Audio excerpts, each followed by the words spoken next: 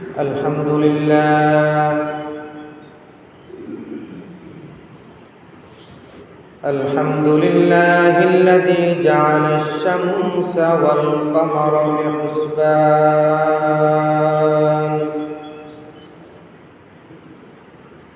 والنجم والشجر يسجدان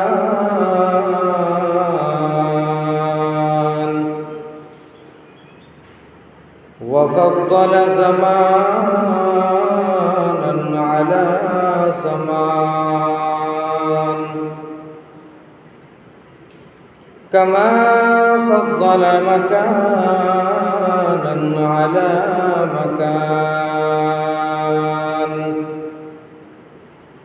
إنسانا على إنسان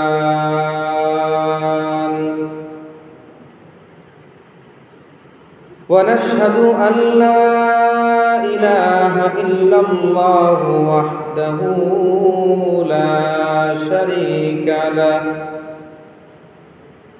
ونشهد أن سيدنا وسندنا وحبيبنا وطبيبنا ومولانا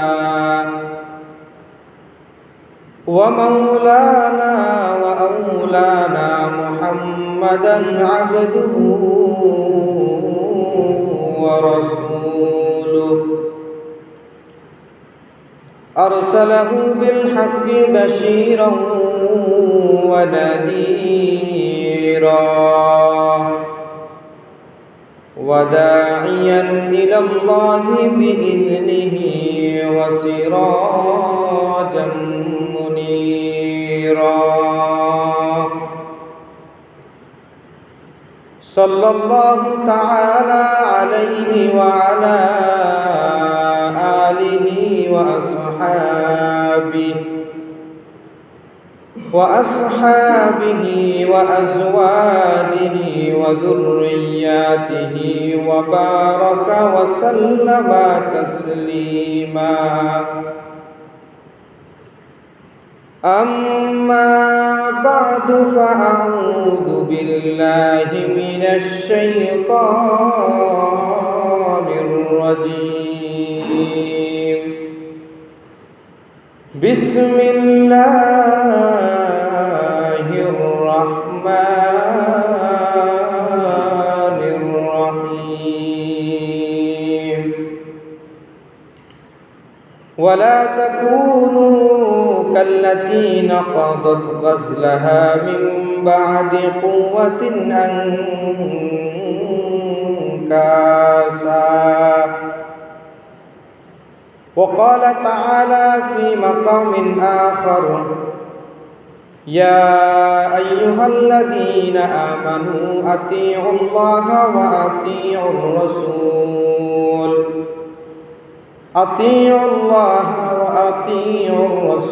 ولا تبطلوا أعمالكم وقال رسول الله صلى الله عليه وسلم إن الشيطان يجري من الإنسان مجرى الدم وإني خشيت أن يلقي في أنفسكما شيئا وقال رسول الله صلى الله عليه وسلم من أطاع الله ورسوله فقد رشد ومن يعص الله ورسوله فقد غوى أو كما قال النبي عليه الصلاة والسلام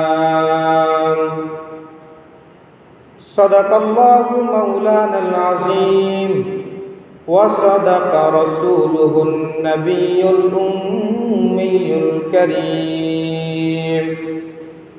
ونحن على ذلك لمن الشاهدين والشاكرين والذاكرين والحمد لله رب العالمين سبحانك لا علم لنا إلا ما علمتنا إنك أنت العليم الحكيم اللهم صل على محمد وعلى آل محمد كما صليت على إبراهيم وعلى آل إبراهيم إنك حميد مجيد اللهم بارك على محمد وعلى آل محمد كما باركت على إبراهيم وعلى آل إبراهيم إنك حميد مجيد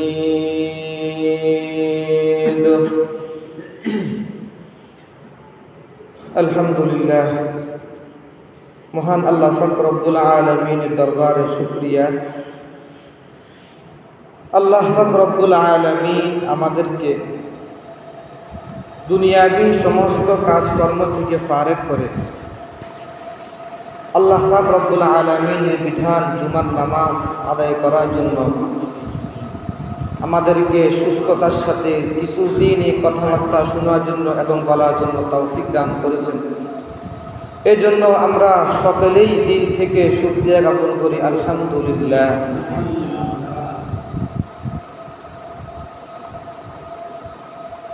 আল্লাহ পাক রব্বুল আলামিনের শুকরিয়া আদায় করতে যদি আমাদের কষ্ট লাগে তাহলে আমরা কিভাবে আল্লাহর বান্দা দাবি করব?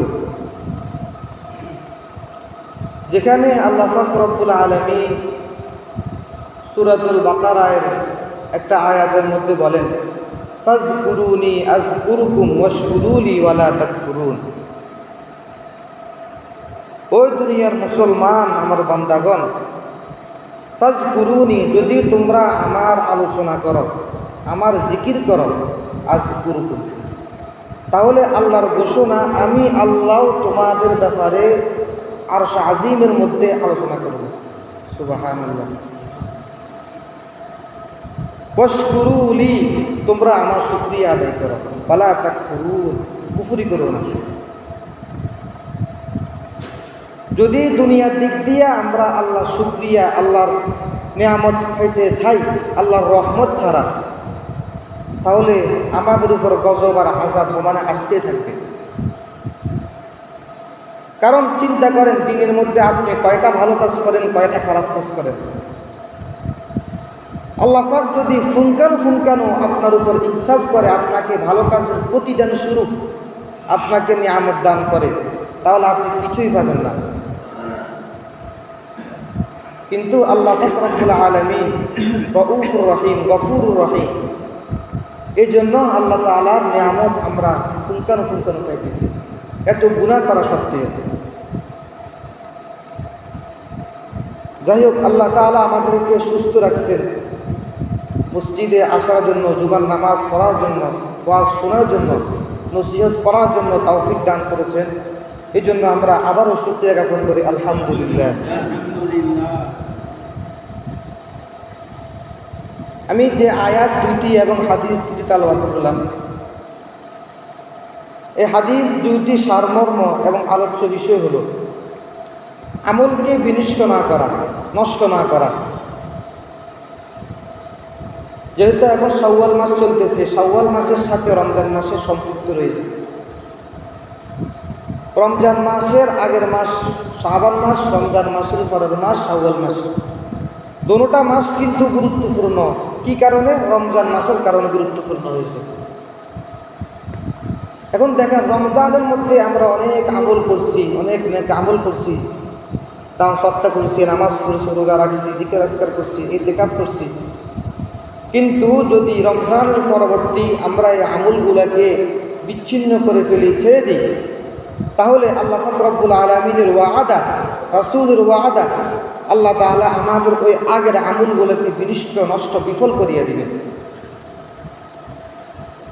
এই জন্য আজকের আলোচ্য যে বিষয়টা হাদিস এবং আয়াতের সারমর্ম হলো রমজান পরবর্তী অনেকগুলা কাজ রয়েছে, এর মধ্যে উল্লেখযোগ্য 8টা কাজ আলোচনা করব। 8টা, সবাই সংখ্যা মনে রাখবেন, কয়টা? 8টা কাজ। যদি এ সপ্তাহ না হয় আগামী সপ্তাহে কিছু আলোচনা হবে ইনশাআল্লাহ। তাহলে রমজান পরবর্তী কয়টা কাজ? 8টা কাজ। 8টা কাজের মধ্যে 1 নম্বর কাজ হলো, 1 নম্বর বিষয় হলো আমলকে বিফল না করা, আমলকে বিনষ্ট না করা, আমলকে নিষ্পন্ন না করা। এত কষ্ট করে আমরা আমল করলাম, যদি আমলটা নষ্ট হয়ে যায় তাহলে এই আমল কেন করলাম, কি জন্য করলাম? একটা মানুষ সকাল থেকে সন্ধ্যা পর্যন্ত কাজকর্ম করে, সে যদি কোনো ভালো উপার্জন করতে না পারে, তার পর্যাপ্ত পরিমাণে যদি টাকা না পায়, তাহলে সে পুরো দিন কষ্ট কেন করল? এটা আপনারা কেউ মানবেন? বলেন না। সকাল থেকে সন্ধ্যা পর্যন্ত আপনি কোনো একটা কাজ করেছেন মজুরি হিসাব করে, এখন যদি আপনি টাকা না পান, টাকার চিন্তা ভাবনা না করেন, তাহলে আপনি এত কষ্ট করে কাজটা কেন করছেন? দুনিয়ার দিক দিয়ে এটা কেউ মানবে না, কিন্তু আখিরাতের দিক দিয়ে আমাদেরকে চিন্তা করলে আখিরাতের দিক দিয়েও মানা আমাদের জন্য সম্ভব।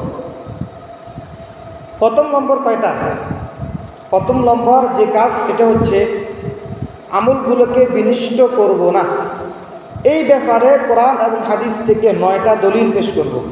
এই 9টা দলিলকে সকলে আমলের নিয়তে শ্রবণ করবেন এবং আমল করার চেষ্টা করবেন।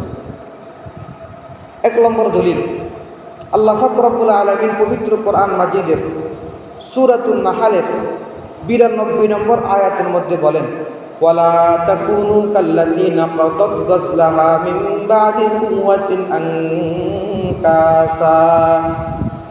আল্লাহ পাক রব্বুল আলামিন বলেন, ওয়ালা তাকুনু কাল্লাতী, তোমরা ওই সমস্ত মহিলার মতো হইও না, আল্লাতী নাকাদাত গাসলাহা মিন বাদি কুওয়াতিন আনকাসা, যে ব্যক্তি, যে মহিলা শক্ত করে সুতা পাকানোর পরে ওই সুতাকে আবার ছিন্ন বিচ্ছিন্ন করে ফেলে। যে ব্যক্তি শক্ত করে সুতা পাকানোর পরে সুতাগুলোকে রোয়া রোয়া বিচ্ছিন্ন করে ফেলে, ছিঁড়ে ফেলে, সকাল থেকে সন্ধ্যা পর্যন্ত কাজ করছে, সন্ধ্যাবেলায় যে কাজটা করছে, যে সুতা পাকানো হয়েছে, ওই সুতার গোড়া দিয়ে ছুরি দিয়ে কেটে সবগুলোকে ছিন্ন বিচ্ছিন্ন করে ফেলেছে, তাহলে বলেন তো সকাল থেকে সন্ধ্যা পর্যন্ত সে যে কাজটা করেছে এটা তার কাজে আসছে কিনা? কোনো কাজে আসেনি। এই আয়াতের ব্যাখ্যা বিভিন্ন তাফসীরের মধ্যে পাওয়া যায়। বিশেষ করে উল্লেখযোগ্য তাফসীর ওসমানীর মধ্যে যে জিনিসটা আমরা পেয়েছি সেটা হচ্ছে যে ওয়াদা করে ওয়াদা ভঙ্গ করে, যে ব্যক্তি ওয়াদা করছে, ওয়াদা করার পর ওয়াদা ভঙ্গ করে ফেলছে, ওই ব্যক্তির মেসালও ওই ব্যক্তির মেসালের মতো।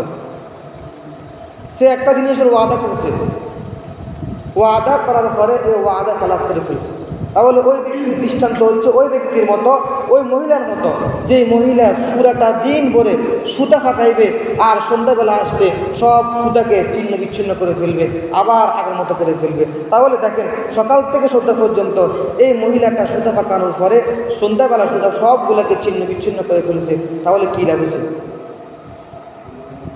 কী লাভ হয়েছে? কোনো লাভ হয় না।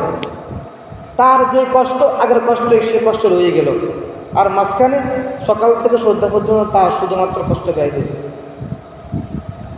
এই জন্য এই আয়াতের হিসাবে আমাদেরকে চিন্তা করতে হবে। আল্লাহ তাআলা আমাদেরকে আদেশ করতেছেন, ওয়ালা তাকুনু কাল্লাতী নাকাদাত গাসলাহা মিন বাদি কুওয়াতিন আনকাসা, তোমরা ওই মহিলার মতো হইও না যেই মহিলা শক্ত করে সুতা ফাঁকানোর পরে ওই শক্ত সুতা ফাঁককে ছিন্ন বিচ্ছিন্ন খুলে ফেলে, রোয়া রোয়া করে ফেলে। এই গেল 1 নম্বর দলিল। তাহলে এই আয়াতের সাথে রমজান পরবর্তী আমল নষ্ট না করার দৃষ্টান্ত পেলাম। কারণ রমজানের মধ্যে পুরো রমজান মাস 1 মাস আমরা আমল করছি সুন্দরভাবে, সৎকা করছি, নামাজ পড়ছি, রোজা রাখছি, জিকির আজকার করছি, কিন্তু রমজানের পরে যদি আমরা এই আমলগুলো না করি, ওই মহিলার মতো যে মহিলা সকাল থেকে সন্ধ্যা পর্যন্ত আমল সুদা ফাঁকাইছে, সন্ধ্যাবেলা সবগুলোকে ছিন্ন বিচ্ছিন্ন করে ফেলেছে, ঠিক আমরা রমজান মাসে আমরা আমল করছি, রমজানের পরে আমল করলাম না, বস রমজানের আমল সবগুলোকে ছিন্ন বিচ্ছিন্ন হয়ে গেছে। কথা বুঝছেন? এই জিনিসটা সব বুঝছেন না? তাহলে রমজান পরবর্তী প্রথম কাজ আমল বিনিষ্ট না হওয়া, বিনিষ্ট হওয়া, এই ব্যাপারে প্রথম উদাহরণ গেল। 2 নম্বর উদাহরণ, আল্লাহ তাআলা পবিত্র কোরআনের 26 নম্বর পারা সূরা মুহাম্মাদের 33 নম্বর আয়াতের মধ্যে বলেন, ইয়া আইয়ুহাল্লাযীনা আমানু আতিউল্লাহা ওয়া আতিউর রাসূল। আল্লাহ তাআলা বলেন, হে ঈমানদারগণ, আতিউল্লাহা ওয়া আতিউর রাসূলা, আল্লাহর অনুগত্য করো এবং আল্লাহর হাবিব সাল্লাল্লাহু আলাইহি ওয়াসাল্লামের অনুগত্য করো। ওয়ালা তুবতিলু আমালাকুম, এবং তোমরা তোমাদের আমলগুলোকে নষ্ট করবা না। এই আয়াতের মধ্যে আল্লাহ পাক রব্বুল আলামিন 2টা বিষয় উল্লেখ করেছেন। প্রথম নম্বর বিষয় হলো আতিউল্লাহ ওয়া আতিউর রাসূলা, আল্লাহ এবং আল্লাহর হাবিবের অনুগত্য করো। আল্লাহ অনুগত্যর অর্থ হলো আল্লাহ পাক রব্বুল আলামিন পবিত্র কোরআনের মধ্যে যে সমস্ত বিধান আমাদেরকে দিয়েছেন, যে সমস্ত দলিল আমাদেরকে দিয়েছেন, যে সমস্ত নির্দেশ আমাদেরকে দিয়েছেন, ওই সমস্ত নির্দেশকে ফুঙ্কানো আল্লাহ তাআলার ইবাদত বন্দি করলা, এটাই হচ্ছে আল্লাহ তাআলার অনুগত্য। ওয়া আতিউর রাসূলা, আল্লাহর হাবিব সাল্লাল্লাহু আলাইহি ওয়াসাল্লামের অনুগত্য করা। আল্লাহর হাবিব সাল্লাল্লাহু আলাইহি ওয়াসাল্লামের অনুগত্য করার অর্থ হলো রাসূলুল্লাহ সাল্লাল্লাহু আলাইহি ওয়াসাল্লাম বিদায় হজের ভাষণে আমাদের সকলকে আল্লাহর হাবিব সাল্লাল্লাহু আলাইহি ওয়াসাল্লাম বলেছেন যে আমি যাওয়ার পরে তোমরা এই ইসলামকে ধরে রাখবা। সাহাবায়ে কেরাম রাদিয়াল্লাহু তাআলা আনহুম আজমাইন আল্লাহর হাবিব সাল্লাল্লাহু আলাইহি ওয়াসাল্লামকে জিজ্ঞেস করেছেন, ইয়া রাসূলুল্লাহ, আপনি যাওয়ার পরে আপনার এই প্রতিষ্ঠাত, আপনার এই শ্রমগামের ইসলামকে, দিনকে আমরা কিভাবে কায়েম করব, কিভাবে কায়েম রাখব? আল্লাহর হাবিব সাল্লাল্লাহু আলাইহি ওয়াসাল্লাম বলেন, আমি তোমাদের কাছে 2টা জিনিস রেখে গেলাম। একটা জিনিস হলো কিতাবুল্লাহ, আর একটা জিনিস হলো সুন্নাতু রাসূলি।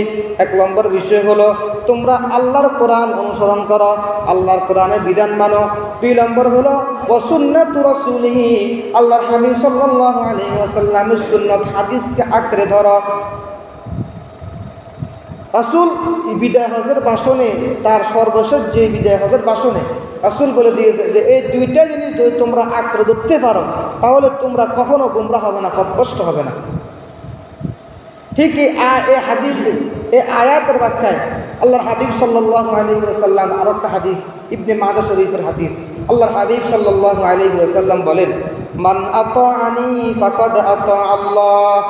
আল্লাহর হাবিব সাল্লাল্লাহু আলাইহি ওয়াসাল্লাম বলেন, যে ব্যক্তি আমার অনুসরণ করলো, ফাকাদ আতা আল্লাহ, সে যেন স্বয়ং রব্বুল আলামিন অনুসরণ করলো। ওয়া মান আসানি ফাকাদ আসাল্লাহ, আর যে ব্যক্তি আমি মুহাম্মদুর রাসূলুল্লাহ সাল্লাল্লাহু আলাইহি ওয়াসাল্লামের অবাধ্য হলো, ফাকাদ আসাল্লাহ, সে যেন আল্লাহ তাআলার অবাধ্য হলো। দেখেন, আল্লাহ তাআলার অবাধ্য, রাসূলের অবাধ্য। যে ব্যক্তি রাসূলের অবাধ্য হলো সে যেন স্বয়ং আল্লাহ তাআলার অবাধ্য হলো। এরপর হাদিস রাসূলুল্লাহ হাবিব বলেন, ওমান আতাআ আমিরি ফাকাদ আতাআনি, আর যে ব্যক্তি আমার আমির অর্থাৎ আমার ওয়ারিস সূত্র যে সমস্ত উলামায়ে কেরাম যারা পরস্পর দুনিয়াতে আসবে, যে ব্যক্তি তাদের কথা মানবে, তাদের অনুসরণ করবে, তাদের কথা চলবে, তাদের কথা মানবে, তাদেরকে সম্মান করবে, তাদেরকে মহাব্বত করবে, সে যেন ফাকাদ আতাআনি, স্বয়ং আমাকে মহাব্বত করলো। সুবহানাল্লাহ। ফাকাদ আতা আমিরি ফাকাদ আতাআনি, রাসূলের হাদিস। যে ব্যক্তি আমার আমির, আমার উত্তরাধিকারী, নায়েব, উলামায়ে কেরাম, যেসব যারা পরস্পর আসবে আল্লাহর হাবিবের পরে, সাহাবায়ে কেরাম, তাবিঈন, তাবিঈন, আইম্মা, মুজতাহিদিন, উলামায়ে কেরাম সহ যারা আসবে, যারা তাদের অনুসরণ করবে, সে যেন স্বয়ং আমার অনুসরণ করছে। সুবহানাল্লাহ। ওয়া মান আসা আমিরি ফাকাদ আসানি, এরপর আল্লাহর হাবিব বলেন, যে ব্যক্তি আমি মুহাম্মদুর রাসূলুল্লাহ সাল্লাল্লাহু আলাইহি ওয়াসাল্লামের অবাধ্য হলো, যে ব্যক্তি আমার আমির, আমার অনুগত, আমার ওয়ারিস সূত্র যে সমস্ত উলামায়ে কেরাম আসবে তাদের অবাধ্য হলো, ফাকাদ আসানি, সে যেন আমার অবাধ্য হলো। রাসূলের উত্তরাধিকারী কারা? ইন্নামাল উলামাউ ওয়ারাসাতুল আম্বিয়া। দুনিয়াতে উলামায়ে কেরাম আল্লাহর হাবিব সাল্লাল্লাহু আলাইহি ওয়াসাল্লামের ওয়ারিস। তাহলে এই হাদিসের ব্যাখ্যা আরেকটা হাদিসের মধ্যে পাই যে ওয়ামান আসা আমিরি ফাকাদ আসানি। আল্লাহর হাবিব বলেন, যে ব্যক্তি আমার আমির অর্থাৎ আমার পরবর্তী ওয়ারিস সূত্রে যে সমস্ত উলামায়ে কেরাম আসবে, যে ব্যক্তি তাদের অপমান করবে, তাদের লাঞ্ছিত করবে, তাদের অবাধ্য হবে, তাহলে সে যেন স্বয়ং আমি নবী মুহাম্মদের অবাধ্য হলো। এরপরে যে আয়াতে প্রথম অংশ গেল, দ্বিতীয় অংশ হলো ওয়ালা তুবতিলু আমালাকুম, তোমরা তোমাদের আমলগুলোকে বিফল করবা না, বিনষ্ট করবা না, নিষ্ফল করবা না। তাহলে বোঝা গেল ওই আয়াতের ব্যাখ্যায়, যদি কোনো ব্যক্তি আল্লাহ এবং আল্লাহ রসুলকে না মানে, আল্লাহর তরিকা রসুলের তরিকা যে ব্যক্তি না মানবে, তাহলে তারা আমলগুলা কি হবে না? কবুল হবে না। ওয়ালা তুবতিলু আমালাকুম, আল্লাহ হাবিবের আল্লাহ তাআলার ঘোষণা যে ওই সমস্ত লোকদের আমল আমি কবুল করব না। যে দৃষ্টান্ত আমরা আমাদের আল্লাহর হাবিব সাল্লাল্লাহু আলাইহি ওয়াসাল্লামের জমানার দিকে তাকালে পাই, যেমন রাসূলুল্লাহ সাল্লাল্লাহু আলাইহি ওয়াসাল্লামের চাচা আবু তালেব, যে মুহাম্মদুর রাসূলুল্লাহ সাল্লাল্লাহু আলাইহি ওয়াসাল্লামকে বিভিন্ন দিক দিয়ে সর্বাত্মক চেষ্টা করেছে রাসূলকে মুহাব্বত করার জন্য, রাসূলকে মুহাব্বত করেছে।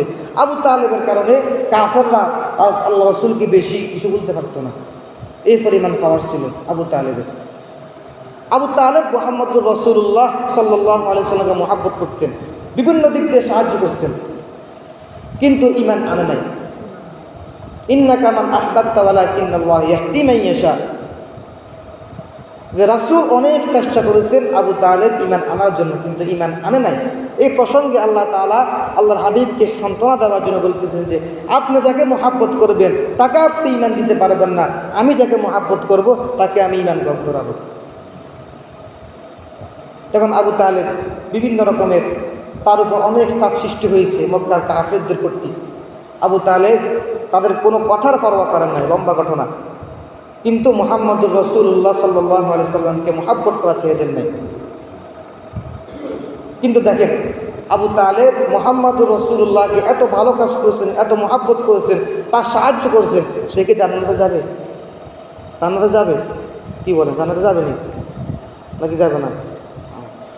যে আল্লাহ রাসূল সাল্লাল্লাহু আলাইহি সাল্লামকে এত সাহায্য করেছেন, এত মুহাব্বত করতেন, কিন্তু সে জান্নাতে যাবে না, তাহলে তার ভালো কাজ কি কম হয়েছে?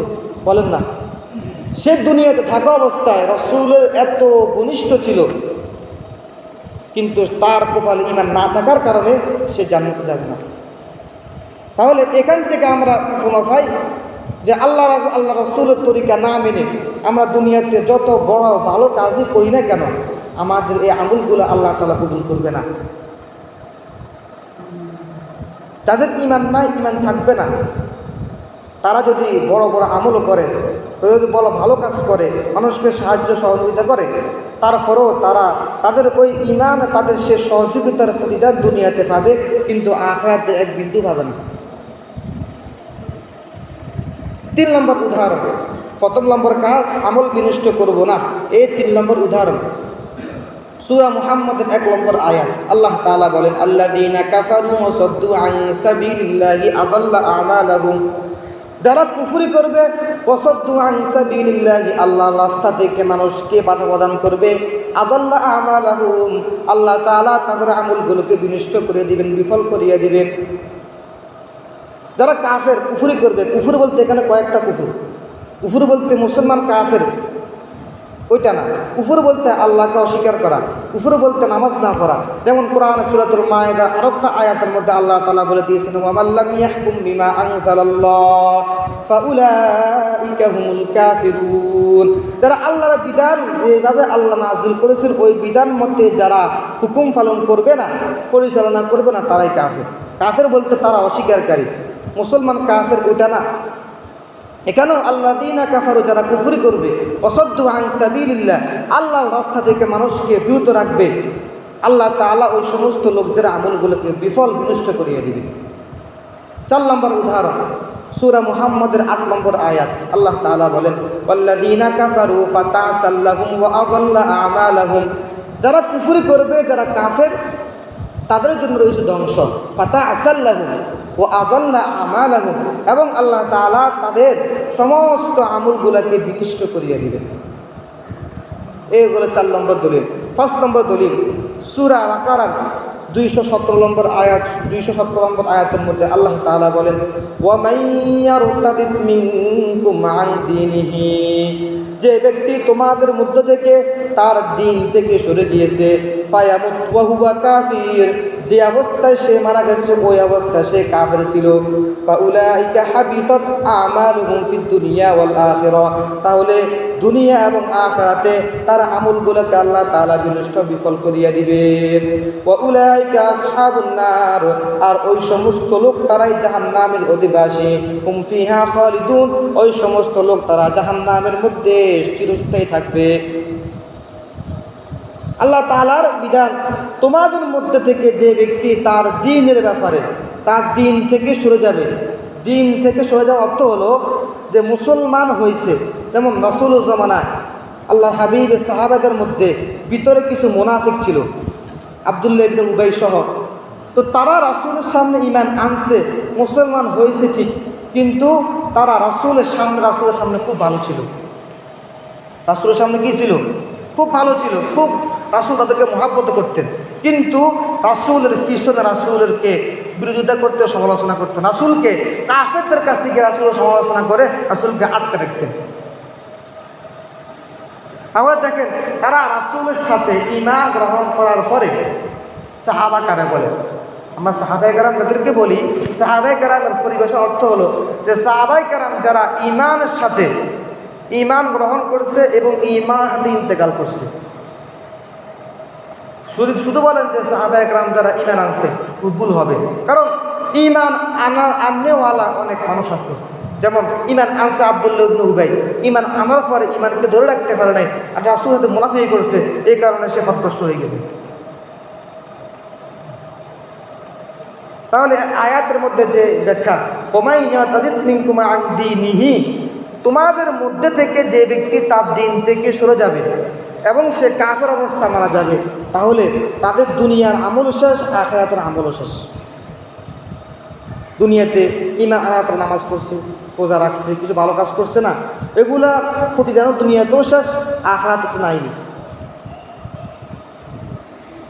এরপর 6 নম্বর উদাহরণ, যে লোক দেখানো আমল। লোক দেখানো আমল, এই আমল বিনষ্ট হয়ে যায়, বিফল হয়ে যায়।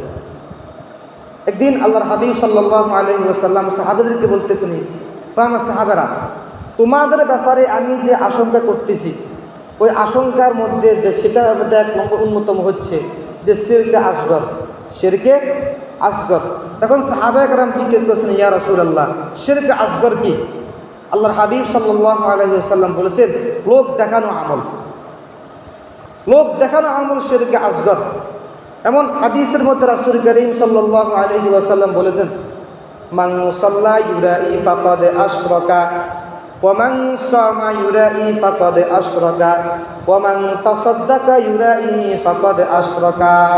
আল্লাহর হাবিব বলেন, যে ব্যক্তি মানুষকে দেখানোর জন্য নামাজ পড়ছে, ফাকাদ আশরাকা, সে যেন রব্বুল আলামিনের সঙ্গে শিরক করছে। কারণ নামাজ একমাত্র আল্লাহর জন্য, আপনি আল্লাহর জন্য নামাজ না পড়ে মানুষকে দেখানোর জন্য নামাজ পড়তেছেন। ওয়া মান সামা ইউরাই ফাকাদ আশরাকা, যে ব্যক্তি মানুষকে দেখানোর জন্য রোজা রাখবে, তাহলে সে যেন শিরক করলো। ওয়া মান তাসাদ্দাকা ইউরাই ফাকাদ আশরাকা, যে ব্যক্তি মানুষকে দেখানোর জন্য দান সদকা করবে, সে যেন শিরক করলো। এই কথা বলার পর তখন আল্লাহর হাবিব সাল্লাল্লাহু আলাইহি ওয়াসাল্লাম হাদিসের মধ্যে বলেছেন, কিয়ামতের ময়দানে যখন সমস্ত মানুষকে প্রতিদান দেওয়া হবে, আমলে বিনিময় দেওয়া হবে, তখন ওই সমস্ত লোক রিয়াকারী যারা মানুষকে দেখানোর জন্য আমল করেছে, তাদেরকে বলবে যে তোমরা তাদের কাছে যাও, যাদের দেখাতে তোমরা নামাজ পড়ছা। যাদেরকে দেখা হলো তারা নামাজ পড়েছিল, তোমরা তাদের কাছে যাও।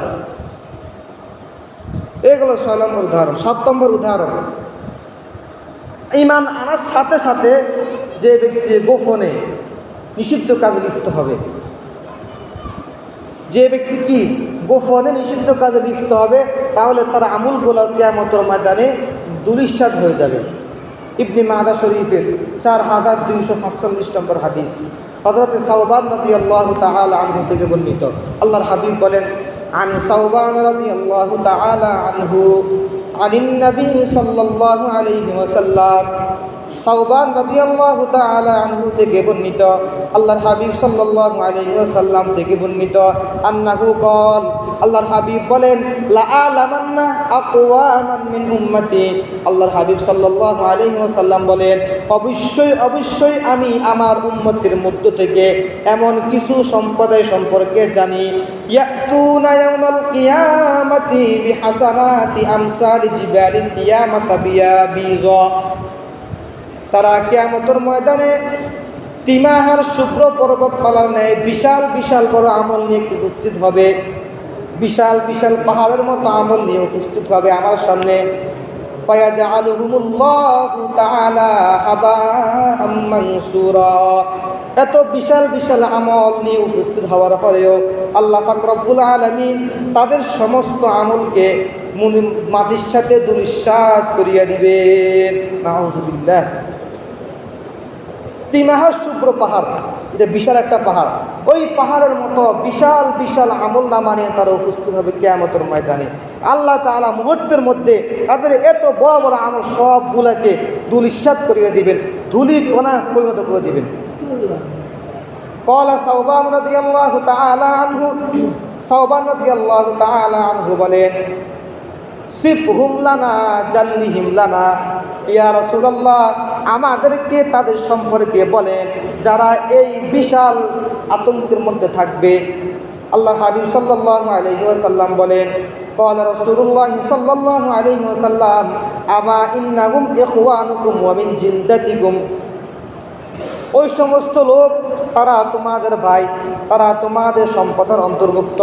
ইয়াখুজুনাল লাইলা কামা তাখুজুনা, তোমরা যেরকমভাবে রাত্রিবেলা নামাজ পড়ো, তাহাজ্জুদ পড়ো, তারা রাত্রিবেলা নামাজ পড়বে। সাহাবাদেরকে বলতেছেন, তোমরা যেরকমভাবে রাত্রি নামাজ পড়তেছো, তাহাজ্জুদ পড়তেছো, নফল ইবাদত করতেছো, তারাও কিন্তু নফল ইবাদত করবে। কিন্তু সমস্যা কোন জায়গা? সমস্যা হচ্ছে ওয়ালাকিন্নাহুম আকওয়ামুন, কিন্তু ওই সমস্ত সম্প্রদায় যখন ইদা খালাউ বিমাহারিমিল্লাহি তাআলা ইনতাহাকুহা, যখন তারা আল্লাহর নিষিদ্ধ বস্তুসমূহ একাকিত্ব পাবে, তখন তাতে লিপ্ত হয়ে যাবে।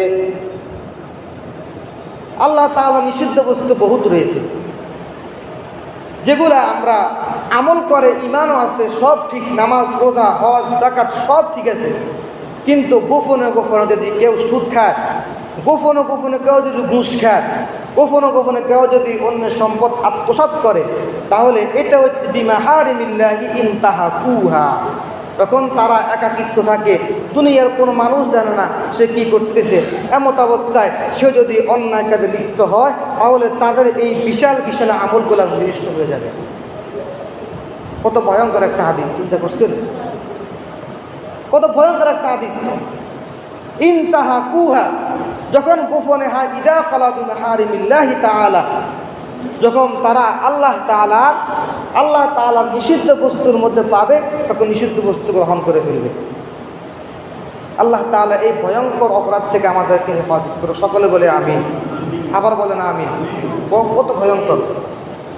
দুনিয়াতে ইসলাম ধর্ম গ্রহণ করার পর থেকে, বালেগ হওয়ার পর থেকে মৃত্যু পর্যন্ত আপনি কত আমল করছেন, হজ করেছেন, যাকাত দিয়েছেন, নামাজ পড়েছেন, রোজা রাখছেন, কিন্তু যদি আপনার ভিতরে আপনার সম্পদের মধ্যে কোনো ঘুষের টাকা, সুদের টাকা থাকে, যদি কোনো অন্যায় টাকা থাকে, তাহলে এই টাকা এই কারণে কিয়ামতের ময়দানে আল্লাহ তাআলা আপনার এই বিশাল তিমাহার শুভ্র পাহাড়ের মতো এত বিশাল বিশাল আমলগুলোকে মাটির সাথে ধূলিসাৎ করিয়ে দেবে। এটা কার কথা? বলেন না, কার কথা? হাদিসের কথা, হাদিসের কথা। এটা 700 বছর আগে রাসূল আমাদেরকে যে হাদিস দিয়ে গেছেন, সাওবান রাদিয়াল্লাহু তাআলা আনহু থেকে বর্ণিত হাদিসটি।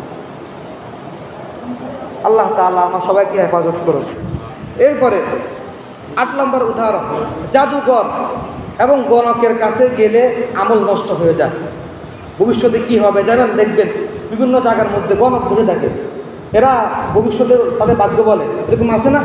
ভাগ্য বলে যে আপনার ভবিষ্যতে কী হবে, ছেলে মেয়ে কয়জন হবে, বিবাহ কথা হবে, এগুলো সব বলে দেয়।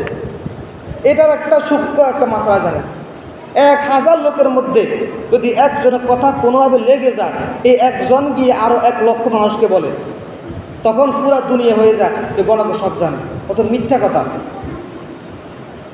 রাসূলুল্লাহ সাল্লাল্লাহু আলাইহি ওয়াসাল্লামের হাদিস, মুহাম্মদ ইবনে মুসান্না আল আনাজি রাদিয়াল্লাহু রাহমাতুল্লাহি আলাইহি, আল্লাহর হাবিবের স্ত্রী, আন বাজি আজওয়াজিন নবী সাল্লাল্লাহু আলাইহি ওয়াসাল্লাম, রাসূলের কতক স্ত্রীদের থেকে বর্ণিত, قال রাসূলুল্লাহ সাল্লাল্লাহু আলাইহি ওয়াসাল্লাম, মান আতা আররাফান, যে ব্যক্তি কোনো গণকের কাছে আসলো, ফাসআলাহু আন শাইইন, ওই গণককে কোনো বিষয় সম্পর্কে জিজ্ঞাসা করলো, আল্লাহর হাবিব বলেন, লাম তুকবাল লাহু সালাতু 40 লাইলা, তাহলে 40 রাত পর্যন্ত তার কোনো ইবাদত আল্লাহ তাআলা কবুল করবে না।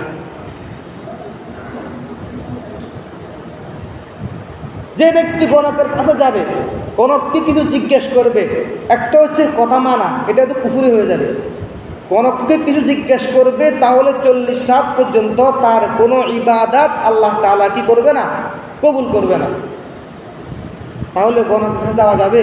বলেন, কোনো গণকের কাছে, জাদুকর কাছে যাওয়া যাবে না। আপনার ভবিষ্যতে কি হবে, আপনার ভাগ্য কি বলে, ভাগ্য জানার জন্য যাওয়া যাবে? যাওয়া যাবে না। কারণ এটা কোরআনের সাথে কুফরি হয়। কোরআনের মধ্যে আল্লাহ তাআলা বলে দিয়েছেন, ইন্নাল্লাহা ইনদাহু ইলমুস সাআ ওয়া ইউনাজ্জিলুল গায়স ওয়া ইয়ালামু মা ফিল আরহাম ওয়া মা তাদরি নাফসুম মাযা তাকসিবু গাদা ওয়া মা তাদরি নাফসুম বিআইয়ি আরদিন তামুত। 5টা জিনিস আল্লাহ তাআলা সারা দুনিয়ার কেউ জানে না। এখন যদি আপনি মানুষকে মানেন, তাহলে কোরআন অস্বীকার করা হবে না? বলেন না। কোরআনের মধ্যে আছে যে কিয়ামতের কথা আল্লাহ জানে, ওয়া ইউনাজ্জিলুল গায়স, বৃষ্টি কখন যাবে আল্লাহ জানে, ওমা তাদরি নাফসুম মাযা তাকসিবু গাদা, আগামীকাল কি উপার্জন করবেন, ভবিষ্যতে কি হবে, এটা একমাত্র কে জানে? আল্লাহ জানে। ওমা তাদরি নাফসুম বিআইয়ি আরদিন তামুত, কোথায় আপনার ইন্তেকাল হবে, এটা কে জানে? আল্লাহ জানে। এখন যদি কোনো গণক বলে যে আপনার মৃত্যু দেশে হবে, আপনার মৃত্যু বাংলাদেশে হবে, আপনার মৃত্যু আমেরিকা হবে, তাহলে কি এটা কুফরি হবে না? বলেন না, কথা বুঝেন না মনে হয়। কোরআনে বলছে যে এই 5টা জিনিস একমাত্র আল্লাহ জানে। তাহলে কোরআন আমাদেরকে বিশ্বাস রাখতে হবে। যদি কোরআন বিশ্বাস না রেখে আমরা কোনো গণককে গ্রহণ করি, তাহলে কুফরি হবে না? বলেন না, কথা বুঝেন না মনে হয়। আপনার কথা বুঝেন নাই? কোরআনের মধ্যে বলেছেন যে এই 5টা জিনিস আল্লাহ জানে, আর কেউ জানে না। এখন যদি আপনি বলেন না আল্লাহর সাথে গণকও জানে, কুফরি হবে নি? কথা বলেন না কেউ। আপনারা কি ঘুমাচ্ছেন নাকি? কুফরি হবে নি? কুফরি হবে, শিরকি হবে। তাহলে এই হাদিসের মধ্যে শুধুমাত্র যে ব্যক্তি জিজ্ঞেস করবে কোনো বিষয় সম্পর্কে, তার 40 রাত তার কোনো ইবাদত আল্লাহ তাআলা কবুল করবে না। আচ্ছা, 9 নম্বর উদাহরণ, সূরা জুমার 65 নম্বর আয়াতের মধ্যে আল্লাহ তাআলা বলেন, ওয়ালাকাদ উহিয়া ইলাইকা ওয়া ইলাল্লাযীনা মিন ক্বাবলিক, আল্লাহ তাআলা বলেন, আমি আপনার কাছে, নবীকে বলতেছেন, আমি আপনার কাছে, আপনার পূর্ববর্তী নবীদের কাছে ওহী প্রেরণ করছি। লাইন আশরাকতা লা ইয়াহবাতান্না আমালুকা ওয়া লা তাকুনান্না মিনাল খাসিরিন, যদি আপনি শিরক করেন তাহলে অবশ্যই অবশ্যই আমি আপনার পিছনের সমস্ত আমলগুলোকে বিফল করিয়ে দিব। এটা কাকে বলতেছে? নবীকে বলতেছেন। নবীকে এত অধবক দিয়েছেন যে নবীর কোনো গুনাহ নাই, মা তাকদ্দামা মিন যামবিহি ওয়া মা তাআখারা, তার পিছনের, সামনের, অগ্রিম, পিছনের সব গুনাহ আল্লাহ তাআলা ক্ষমা করে দিয়েছেন। এর নবীকে বলতেছেন, যদি আপনি শিরক করেন তাহলে আমি আপনার গুনাহগুলোকে, আপনার আমলগুলোকে বিফল করিয়ে দিব। অর্থাৎ আমাদেরকে বলতেছেন কি পরিমাণ ভয়ঙ্কর শিরক। শিরক করার দ্বারা আমাদের আমল নষ্ট হয়ে যায়।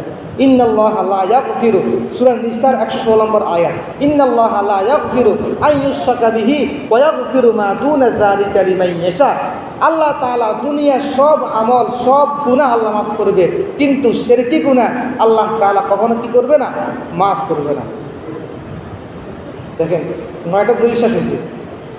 রমজান পরবর্তী 8টা কাজের মধ্যে 9টা দলিল। 8টা কাজের মধ্যে প্রথম কাজ কি? আমলকে বিফল না করা, বিনষ্ট না করা, নিষ্ফল না করা। এই ব্যাপারে কোরআন হাদিস থেকে 9টা উদাহরণ বর্ণনা করলাম।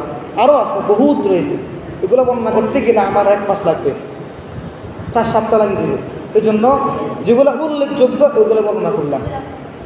যাই হোক, পরবর্তী আমল যেটা আপনাদেরকে বলে দিই, হেদায়েতের মোকাবেলায় কোনো পথভ্রষ্ট গ্রহণ না করা। এই ব্যাপারে আগামী সপ্তাহে ইনশাআল্লাহ আলোচনা করা হবে। আপনি হেদায়েত গ্রহণ করছেন, পাশাপাশি আপনার মধ্যে কোনো কুফরিও আছে, তাহলে কী পরিণত হবে?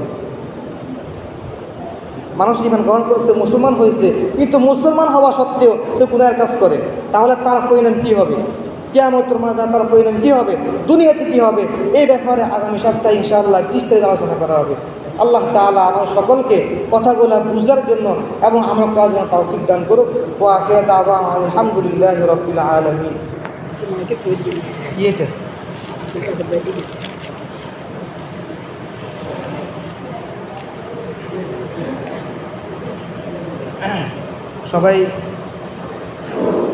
সবাই একটু একটা কথা শুনেন, সুন্নত পড়ার আগে কথাটা শুনে নেন। একজন ভাই একটা চিঠি নিয়ে আসছেন। বিসমিল্লাহির রহমানির রহিম। আসসালামু আলাইকুম ওয়া রাহমাতুল্লাহি ওয়া বারাকাতুহু। সম্মানিত মুসল্লিয়ানি কেরাম, আলহামদুলিল্লাহ, দিনের এক মুবারক মেহনত নিয়ে কাকরাইল মার্কাজ মসজিদ থেকে একটা জামাত আপনাদের এলাকায় উপস্থিত। আজ বাদ মাগরিব রশিদপুর স্কুল মসজিদ গুরুত্বপূর্ণ দিন আলোচনা হবে ইনশাআল্লাহ। উক্ত দিন আলোচনা আমরা সবাই উপস্থিত থাকব। এটা কি দিছে? এটা কোথায়? রশিদপুর।